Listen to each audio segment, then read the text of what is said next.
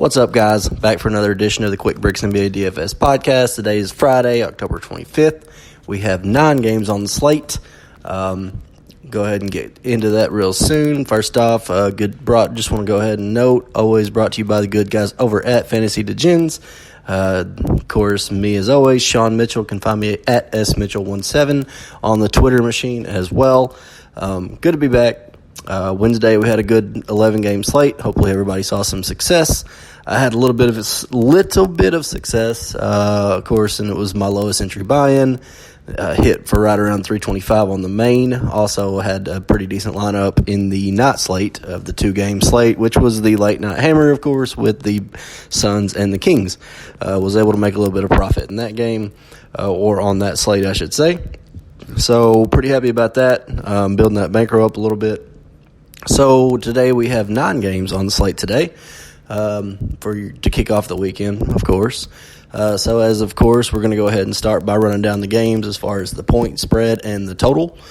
Talk a little bit about which games have the highest totals. And then I want to do something a little bit different before we get into the actual position by position. I'm actually going to talk about a little bit of the data so far as the usage goes that we've saw over the first couple days. So let's go ahead and start by beginning with the games. Game numero uno, we have the Raptors traveling to Boston to take on the Celtics. We have the Celtics here as a 3-point home favorite, total of 216 points on this one. Game number 2, we got the T-Wolves traveling over to Charlotte to play the Hornets. Minnesota comes in as a 5.5-point road favorite, 229 on that total, which is the highest total on the board. Game 3, we have the New York Knicks traveling over to Brooklyn to take on Kyrie and the Nets. Brooklyn comes in as a 9.9-point home favorite here against the Knicks. 225 on that total. That is the third highest point total on the board. Let's see, next game, number 4, we have the Dallas Mavericks. Can't talk tonight for some reason. Traveling over to New Orleans to take on the Pelicans. New Orleans minus 2.5 here on that one, 228 on that one. That is your second highest total on the board. Game number 5, we have the Washington Wizards traveling to Oklahoma City to face the Thunder. OKC is minus 8 at home, 218 on that total. The Wizards are bad. I'm not exactly 100% sure that the Thunder should be favored by 8 by anybody right now, over anybody right now. But again, 8 points, 218. Game number 6, Chicago Bulls at the Memphis Grizzlies going to the Grindhouse. Memphis minus 1, 223 on that total. Game 7, we have the Suns going to Denver to face the Nuggets. Denver minus 11, 221. Game 8, we have the Trailblazers going to Sacramento to face the Kings. Portland minus 2 on the road, 225 on that one. Game number 9, Utah Jazz at the Los Angeles Lakers. Lakers at home, a little 3-point home favorite, and 219 on that total.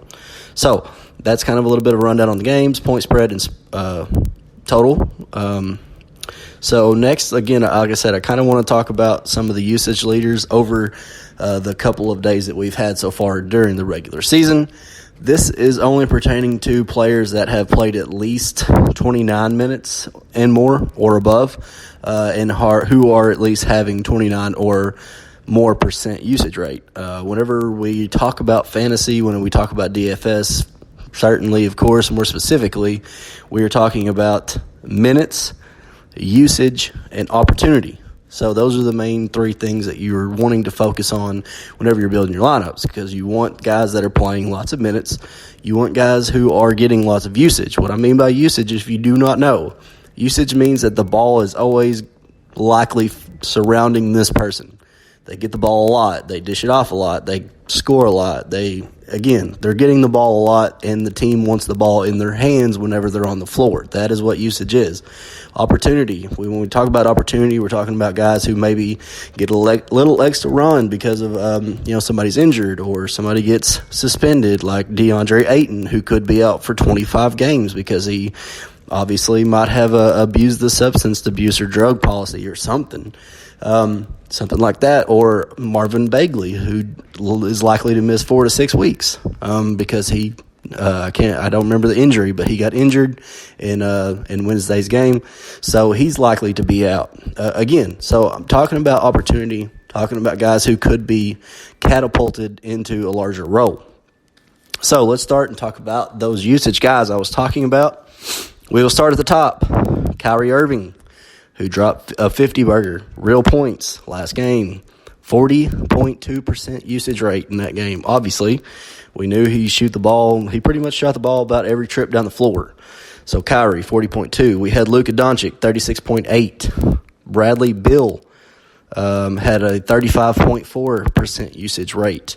Lauri Markkanen, 33.7. Shai Gilgeous-Alexander for OKC, 32.5, which I really like him tonight, and I'll get to that. Donovan Mitchell had 30.1%. LeBron James, 30.2%. Damian Lillard had 29.8. Karl Anthony Towns had 28.1%. Buddy Hield had 30.4%. Andrew Wiggins had 30.5%. And finally, a kind of an honorable mention because he didn't play 29 minutes, but Ja Morant for the Memphis Grizzlies played 25 minutes. He also had 31.7%. One that I did forget, no, actually I didn't, I'm sorry. I was going to talk about N-A-W, Nickeil Alexander-Walker, but he only played like 12 minutes, but the dude had like 31.7% usage. The guy was a usage monster in preseason. I talked a little bit about him on the last pod, but obviously the minutes weren't there, so I scratched him out. Okay, so that's kind of the usage guys that I wanted to talk about. A couple big names there. Obviously a couple big names that are probably going to be just about every one of those names is on the slate tonight. So something to think about. Now, let's get to the position-by-position breakdown of where we're going tonight, okay? So let me backtrack 1 minute, and I should have talked about this before. Let me recap those games that had the highest total, and let me talk about that for a minute. It almost seems like Vegas doesn't really know which teams are going to have the pace right now. It just kind of seems like they've just kind of thrown anywhere between a 220 total to a 230 total in almost all of these games. You have number 1, the Wolves, the Hornets, 229. Number 2, the Mavericks, the Pelicans, 228.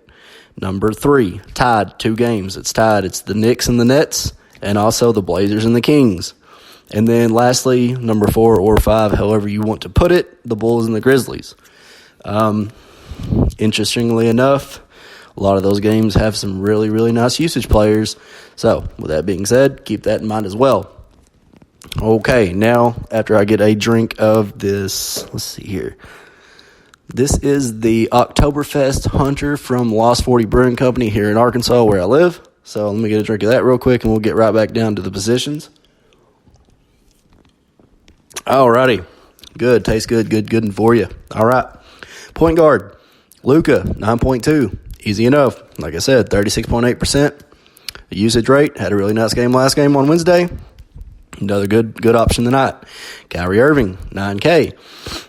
40, like I said, 40.2% last game. Almost dropped 50. Has another great matchup tonight against the Knicks, obviously. That's another good one.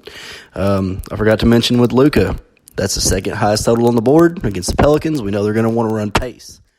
Again, that's a really great play. I know he's pricey. We know he's going to get the ball. Okay, so Luka, Kyrie, Dame at 8.8. Another one that was 29.8% usage rate. Dame is going to get the ball, okay? Another good play at 8.8. One that I really like, and I think he's really, really nice priced, and I think he's priced down because of his last game, which they played the Jazz, is no other than Chris Paul at 7.2K, okay? I really like Chris Paul tonight, and I'll tell you why. That's because he gets to play the Wiz. The Wizards are not very good, although there might be a decent pace in this game. It doesn't have a great total at 218. It's actually the second lowest on the board. However, I believe that this game is a nice one to stack up for the Thunder. Obviously, I don't think a lot of people might not go there. Like I said, I do like CP3 a lot in this spot, especially at 7.2K. So with that being said, really like CP3 in the GPPs. I think he's a great play in GPPs at 7.2. I think it'll allow you to fit a couple other people in there as well. So moving on down the list, that kind of gets us out of the top tier. In the middle tier, Terry Rozier, 6.6. Ja Morant, who I just said also had played only 25 minutes but had almost 32% usage rate. He's only 6.4K tonight, and they are facing the Bulls. Great matchup for Mr. Ja Morant here at home. Fourth highest total on the board, Ja Morant at 6.4K. Jamal Murray returning back home. They are facing the Sacramento Kings. De'Aaron Fox doesn't play great defense. Jamal Murray back at home. Jamal usually plays pretty good at home, 6.3K. And then finally, to round out that middle tier, Dwayne Bacon. If you missed out on him the other day, his price has already went up.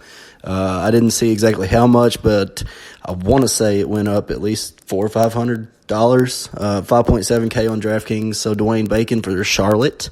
You probably missed a little bit of that boat, but hey, still really like him again tonight. He actually is playing the T-Wolves at home, so don't really mind that one, Jeff Teague. I don't really mind fading Jeff Teague a little bit, especially for that kind of price range. I think Bacon at 5.7 is totally fine. So 4.9K and below the last tier here. I have three people, and actually I only have two.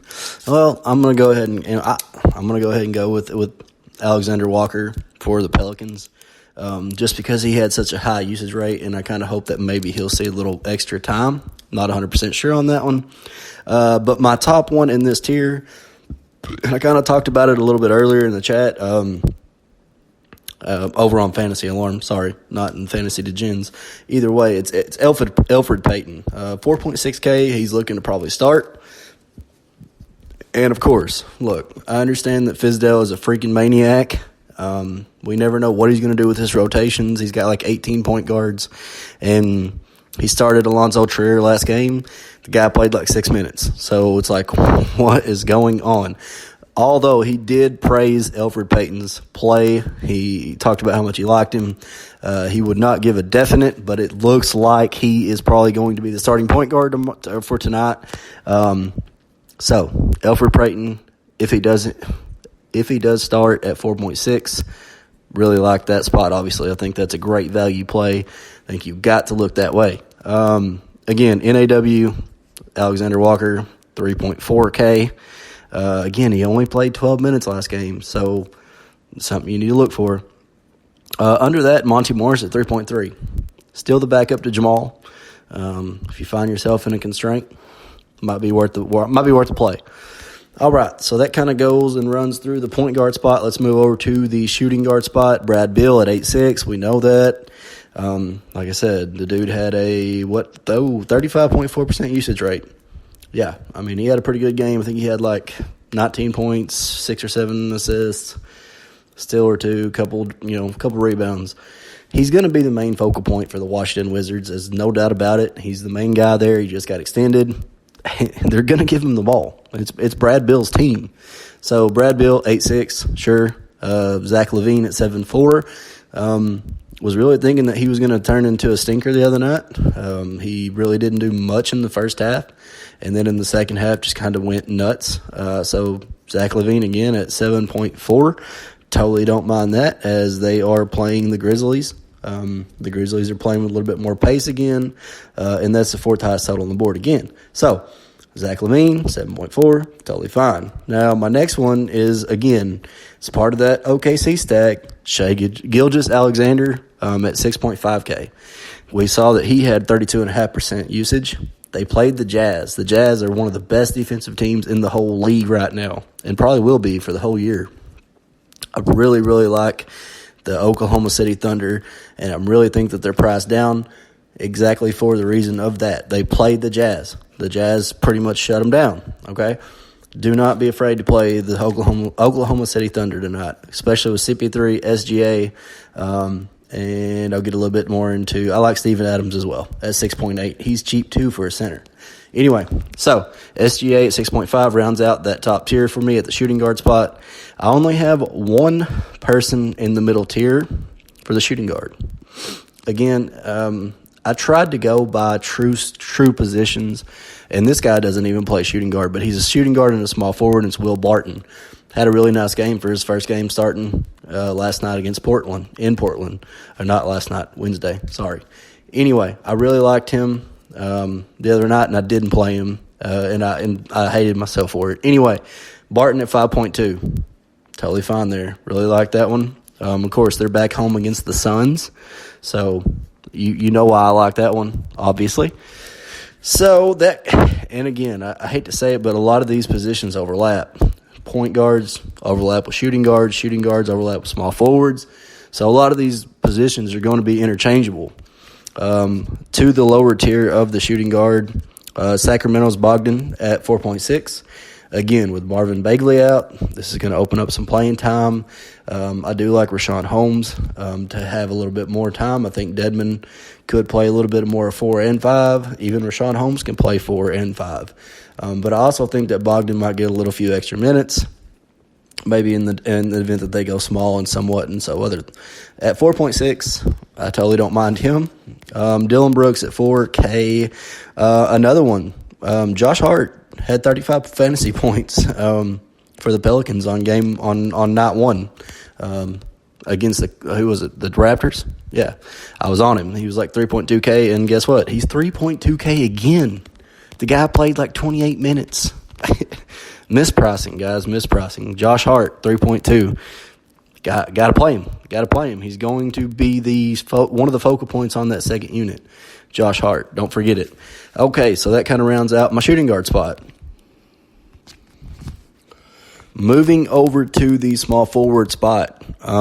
This one is kind of thin as well. I'm not going to lie, guys. I have a pretty thin player pool tonight, and I know that I'm probably going to get tons of questions about players that are not on here.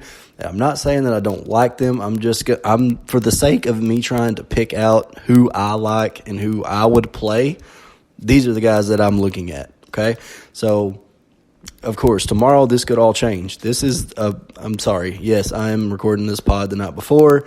So, of course, a lot of news is probably going to flow out tomorrow. So, with that being said, a lot of this could change. Here are what I like as of right now, Thursday night at 9:01 p.m. Okay. Small forward, Danilo Gallinari, 7-1. Brandon Ingram, 7-1. Another part of that, I forgot to mention, another part of that OKC. I'm telling you, I really like this OKC stack tonight. It's probably going to be one of my favorite stacks on the night. Gallinari at 7-1, totally fine with that. Brandon Ingram, 7-1, love it. He was really good last game. Played a lot of minutes, had nice usage. Going down to the middle tier, Kelly Oubre at 5'7", not my favorite play at the small forward spot, but he gets lots of minutes, gets decent usage. Marcus Morris at 5.2. He lit up the Spurs the other night. For anybody that didn't know, Fantasy Alarm has projections, and they were loving that game. And that game was pretty decently. I think it went into the 230s for the total. Might have been the high 220s. Either way, the projections loved it. So, anyways, Marcus Morris, 5.2K. His price didn't really go up a whole lot. He's gonna be a focal point for that Knicks team. He's still good. I've mentioned him on the last pod. Go ahead and keep taking advantage while he's at that price. Otto Porter Jr. for the Bulls at 5.5. Don't think you can afford to pass this one up either. It's just really, really good price. Moving down to the lower tier, I'm not giving up on Joe Ingles yet at 4.6K. I think he might get a little bit, hopefully a little bit more run on that second unit tonight, tomorrow night, whatever you want to call it. They are playing the Lakers. Hopefully it might be a little bit more faster pace for them than OKC was. So Joe Ingles at 4.6. I'm not totally sold on it, but I had to write him down because I kind of like it. In that same regard, Royce O'Neal did play some good minutes, did play pretty well, and he's 3.7K. Again, Kevin Knox at 3.5K. I'm still trying to figure that one out. That rounds out my small forward spot, so let's roll over to the power forward spot. Anthony Davis, no-brainer at 10K. He is the highest priced guy on the slate. Don't exactly love it by any means playing the Jazz. The Jazz are tough, man. The Jazz are going to be really dang good this year. AD at 10K. Julius Randle is one that I really do like at 8.1. Again, the Knicks are playing the Nets, and that is the third highest total on the board. So I do like Julius Randle quite a bit. I'm going to be targeting bigs against the Nets again. It was a good thing last year. It was a good thing the year before. It's been a good thing ever since Jared Allen has been the starting center. They don't really have a lot of depth. Of course, they have DeAndre Jordan on the bench, but he's dust. So, with that being said, Julius Randle at 8.1. Love it. Mark Hakenin at 8K. He was on the usage list at 33.7%. Okay? They are playing the Grizzlies in that what should be a pretty fast tempo game. 4 ties total on the board. Lauri Markkanen again. I don't mind the Lauri Markkanen and Levine combo. I think it's great. That kind of rounds out my top tier for the power forward. Going to the middle part, 6.9K and under. Somehow Derek Favors made this list, 5.7. He looked pretty decent. Not gonna lie, he looked pretty decent against the Raptors. So Derek Favors at 5.7, I have no problems with. On the flip side of that game, the Raptors and the Pelicans, Ibaka at 5.6. Mark Gasol is lost. That dude, I don't know. It's almost like he got his ring and now he's just like, I don't give a fuck. He's just like, I don't care. I'm here. Like I said, I think I put a tweet out that night as I was watching the game, and I said, Mark Gasol looks like Marshawn Lynch whenever he's in front of the press. He's just here so he doesn't get fined. That's what he looked like on the court. The guy was just there. Like, he just, like, set screens. He didn't even try for rebounds. He just sat there. Anyway, Serge Ibaka, really like him at 5.6. Paul Millsap at 5.3 I think is totally fine. And that kind of rounds out my middle tier. 4.9 and below for the power forward spot. Taj Gibson's back at 3.4K for the Knicks. Another part of that Knicks and Nets stack, if you want to go there, was good in the preseason. Looked to be somewhat youthful, if you want to call it. Had a really good game. So Taj Gibson, 3.4K is dirt cheap. Marvin Williams at 3.4K for the Charlotte Hornets, and I just almost threw up in my mouth. Anyway, Marvin's gonna see time. Let's see here. Nicola Batum, he's out. I think he has a hand fracture or something. Looks like Cody Zeller is questionable. PJ Washington obviously would be a good pickup in that regard, or a nice spot start, I should say. Excuse me. But again, Marvin, I think he's probably going to have to fill in some time there. So I think Marvin at 3.4K is a decent GPP play if you just need that salary saver. Under that, Nicolo Melli, 3.4K for the Pelicans, hit like 5 threes, 6 threes the other night. The dude was money, was draining 3 balls. So 3.4K, if you need that upside for the 3 points, especially on DraftKings, that I think gives a 3.5 points for DraftKings for your 3-point Melli for sure. So that kind of rounds out my power forward spot. And let's go to, last but not least, the center spot. Karl Anthony Towns, who had 28% usage rate, put up 73.5 points. I know that game went to overtime. That's neither here nor there. He's still great. And they have, who do they have? They have the Hornets. Oh, great. They have the Hornets. How can you not play KAT? I mean, he's 10.8. I said that AD was the highest priced guy. I just realized that he's $800 more than Anthony Davis tonight. But I think for damn good reason, obviously. He has the nuts matchup here. I mean, if Charlotte can somewhat keep this game close, KAT could go for 100 tonight. Okay, so I'm going to go off of that rant and go on to Hassan Whiteside at 7.2. Looked really damn good against the Nuggets. Played well against Jokic until Jokic totally went freaking nuts in the second half. Scored like 18 points, 6 boards, and something all in the fourth quarter. The guy just went nuts. Had 3 fouls in the first half. I turned the game off because I was so pissed off. Anyway, Hassan Whiteside at 7.2. Absolutely fine as they are playing the Kings. Again, Marvin Bagley hurt. Harry Giles is out. They have Dwayne Dedman. They have Rashawn Holmes. They have Basilia. I'm sorry, they don't. He's on the Suns now. X that. Anyway, Whiteside, 7.2. Great play. In the middle tier, Adams fell right below that starting point with 6.9. He is 6.8K, again, a part of that OKC stack. Totally fine with Steven Adams tonight. Valanciunas at 6.6, playing against the Bulls. Wendell Carter Jr., Felicio, whoever they play out there at center. I think Valanciunas is definitely a better match there. So at 6.6K, don't mind Jonas Valanciunas at all. So going down to the lower tier again, Dwayne Dedmon and Rashawn Holmes. Dedmon looks to be the starting center, 4.1K. Can't really be mad about that, especially with no Bagley, because he's probably definitely going to have to see a lot more minutes. So Dwayne Dedmon at 4.1, Rashawn Holmes at 3.4K. Rashawn Holmes at 3.4. So Rashawn Holmes is one that I'll probably definitely be targeting. It's just, I don't care who they're playing.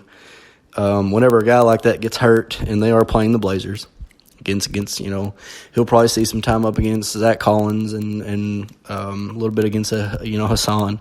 Either way, at 3.4K, he doesn't have to do a whole lot. You know what I mean? So Rashawn Holmes, and then finally you have the Boston issue that is just a mess. You've got Enes Kanter, who got hurt. You have Taco Fall, who looks like I don't know what he did. Saw a report that he might be out. So then you're left with Robert Williams and Daniel Tice. So both of those guys are 3.2K. Pick your poison. That will do it for your Friday edition of the Quick Bricks NBA DFS podcast. Hope you guys enjoyed it. As always, if you are not a part of the Fantasy Degen Slack chat, I highly advise you do so. If you're looking for a bit more, come on over to @FantasyAlarm or FantasyAlarm.com, the other website that I'm providing content for. Of course, it is behind the paywall, but they have some amazing tools over there. I was actually playing with a few of their tools yesterday. They actually have a start-sit tool where you can analyze 5 players at one time, and it kind of breaks them all down, and it breaks it down to like 15 categories, where you can basically see which one kind of wins over, and it's all projected, so it kind of gives you a big thing. And actually, it picked Drummond to be a better play the other night, and he went nuts. So with that being said, if you want a little bit more, you don't mind the paywall, it's really fairly priced. It's a good place, a lot of good content, a lot of good guys, really sharp guys over there as well. You can go over to Fantasy Alarm, get on there as well. Would be happy to help you out. Hit me up if you need any questions. Again, @SMitchell17 on Twitter. DM me, tweet me. I'm always here if you guys want to chat. With that being said, have a good Friday. Have a good weekend. Be safe. Hopefully we win lots and lots of money.